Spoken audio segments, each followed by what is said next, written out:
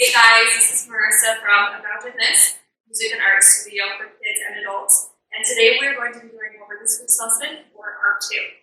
So in Art 2, recently we have been studying how to draw proportions of faces. So we are going to continue doing that today. But first, I want to tell you guys a little bit about the package that we gave you for this week.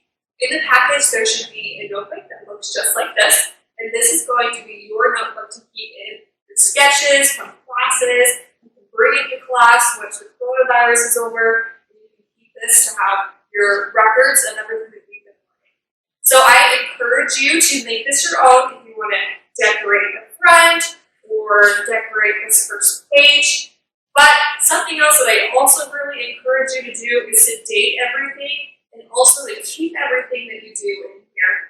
I know it's hard for me, a perfectionist, to have a notebook full of drawings that maybe I'm not super happy with, but I always encourage myself and students to keep all of your drawings in, because as you go on, you're going to see that you are going to improve more and more the further you get working into this notebook, and it's always really fun to see how much you can improve over time.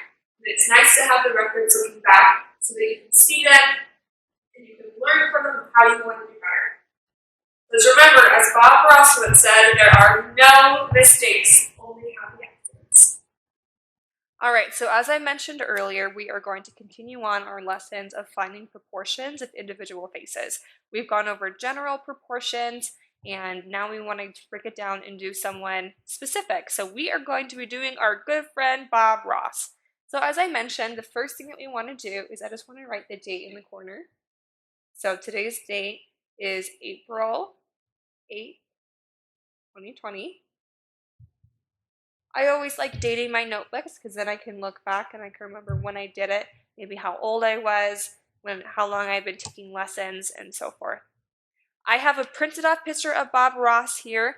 I like having printed off pictures of what I'm working on because then I can draw on here as well, but it's absolutely not required. So before we begin, I also want to mention that we are not going to be drawing specifics on Bob Ross's face. We haven't talked yet or had lessons about how to draw eyes, how to draw noses, how to draw mouths. So simply today we are just finding Bob's specific proportions. So the first thing that I'm going to do is I am going to draw just a general proportion. I'm going to start with drawing his head. And I'm not super paying attention to Bob quite yet. What I'm going to do is draw the general proportion, and then I am going to make adjustments. So as we learned in the past couple of weeks, I'm going to draw a circle for his head, and then add on a chin here.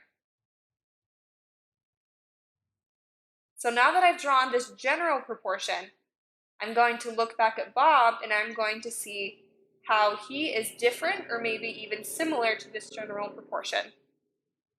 So I'm looking at him here and I'm going to draw a little bit just on his face. The first thing that I am noticing, first of all, his afro is covering up a lot of his head.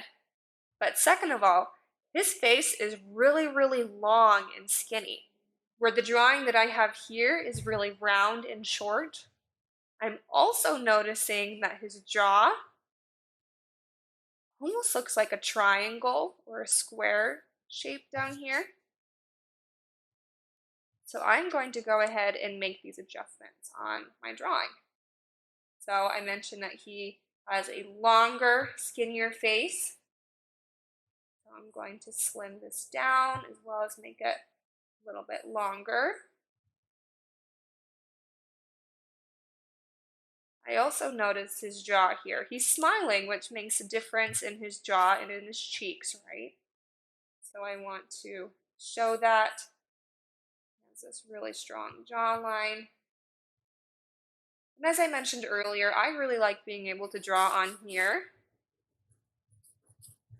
I know it might be hard to see because I'm using a pencil, but then it's nice to be able to find those shapes when I'm drawing it over here.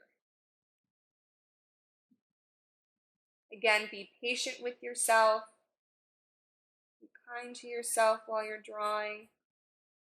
Drawing people can be really difficult and it takes a lot of time and practice. It's something that I'm still really working on. So be okay with your mistakes that you make. All right, so that looks a lot more like Bob, right? That's starting to look a lot more like him. Got his long, skinny face. We've got his square jaw.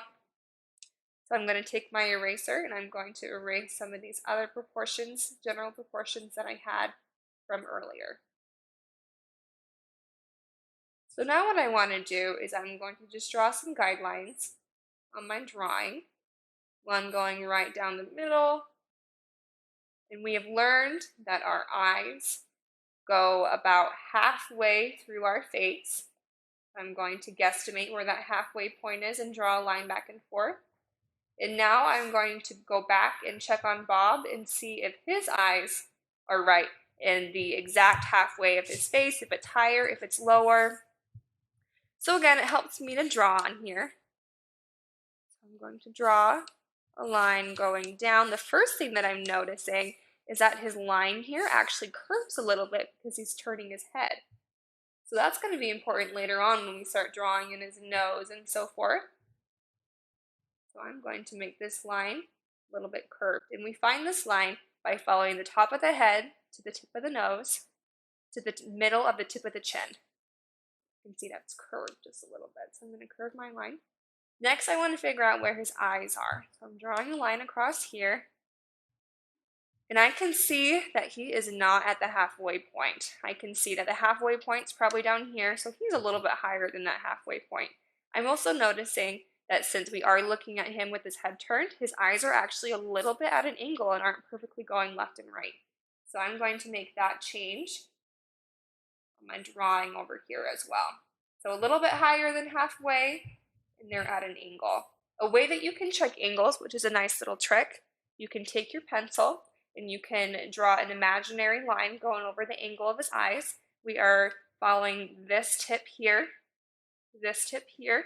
trying to connect that line across.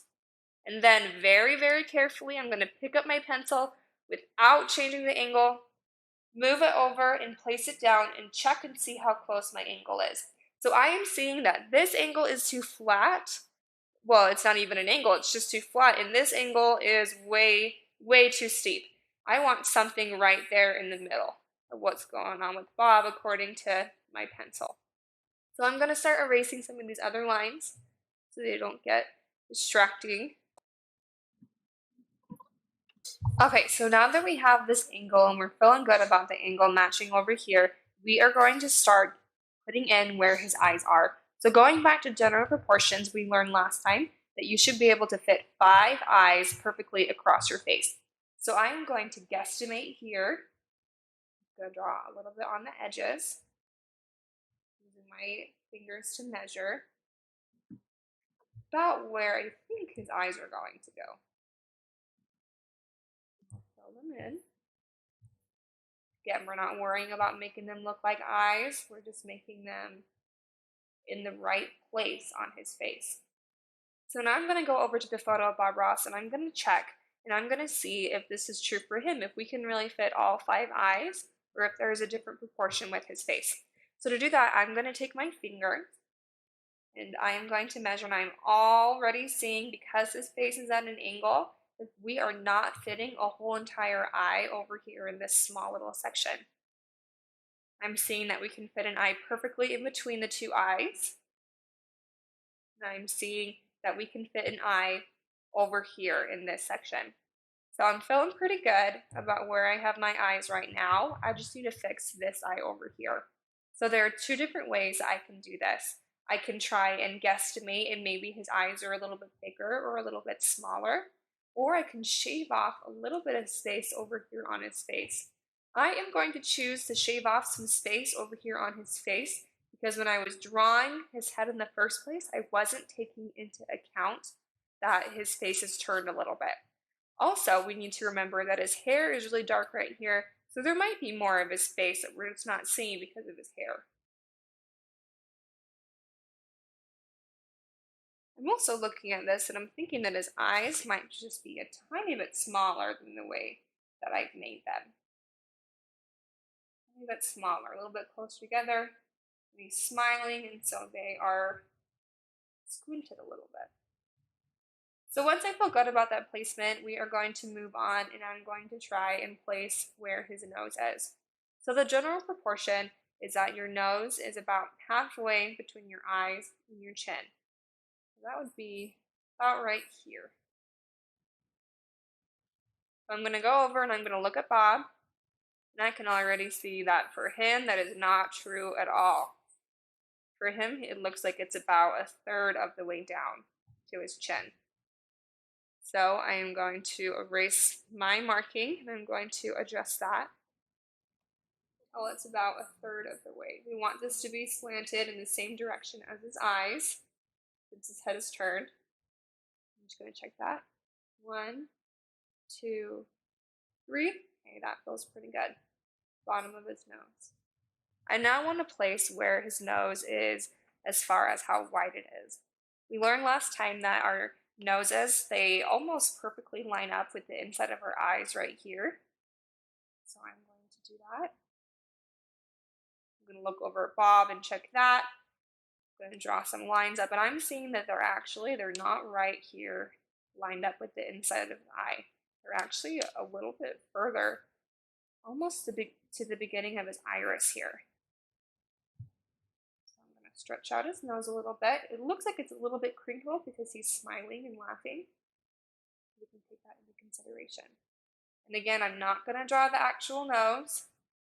But for now, I'm just going to draw a placement circle. So right now, our drawing of Bob kind of looks like a robot. Okay, so now I've got his eye placement, his nose placement. You can make adjustments as you go along.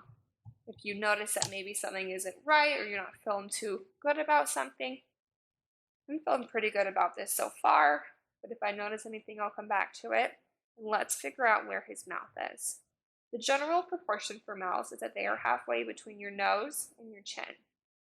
So I'm going to find that halfway point, and I'm going to look over at Bob, and I'm going to see if that's true for him. So I am seeing that it's not true for him. Halfway point's probably down here. And I'm just looking at the middle of his mouth. Not necessarily the top or bottom lip, but just the middle for now. And I'm seeing that once again, this is about a third of the way down from his nose to his chin. I'm going to quickly make that adjustment. The next placement that we want to make is where his lips end. So we learned last time in our proportions that usually our lips, at least when they're straight, they're not smiling or frowning, they line up with the middle of our eye. I'm saying that because he's smiling, they're a little bit off, they're a little bit more towards the outside of the eye. So I'm going to guesstimate about where those are. He's got a big smile going on. And then for now, since we haven't taught you guys about drawing lips, I'm not going to worry about filling anything in and just having this placement there. So we're almost finished here with our placement of Bob. Like I said, it looks like a robot. The next thing that we want to add in is his neck. So a general proportion for necks is that they line up with the outside of the eyes right here. But as mentioned multiple times previously, he is turning. So I'm going to line up I'm going to just use my guesstimating skills and use my pencil to draw lines to see where his neck lines up. So I'm noticing that his neck, there's a little bit of a shadow here, so it's a little bit hard to tell, but I'm going to guess that his neck is about right here. And it lines up in between his eye, the outside of his eye, and actually in the middle of his forehead. So about right here. And then his neck over here almost lines up perfectly with his chin because he's turning his head. We've also got his little raccoon friend over here that we're not going to draw, but he's cute. Alright, so we can see the bottom of his ears. The top's covered in hair, but we're just going to imagine about where his ears go. General proportion in that the ears are between the eye and the nose. We can see here that his ear actually starts just a little bit higher than his lip. And over here, it starts about halfway between his lip and his nose, just because, again, he's at that angle. So I'm going to make this mark over here. Since we can't see the top of his ears, you can either guesstimate where the top is, or we can just draw in the bottom of his ears and cover in the rest with hair.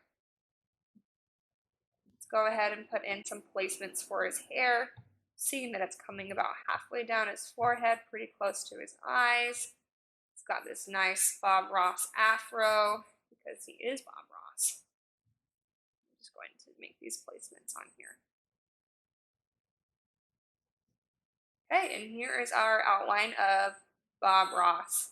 So now I can take the time and I can look back, and I can maybe take a break for a few minutes and come back and I can notice, well, what could have been improved with it?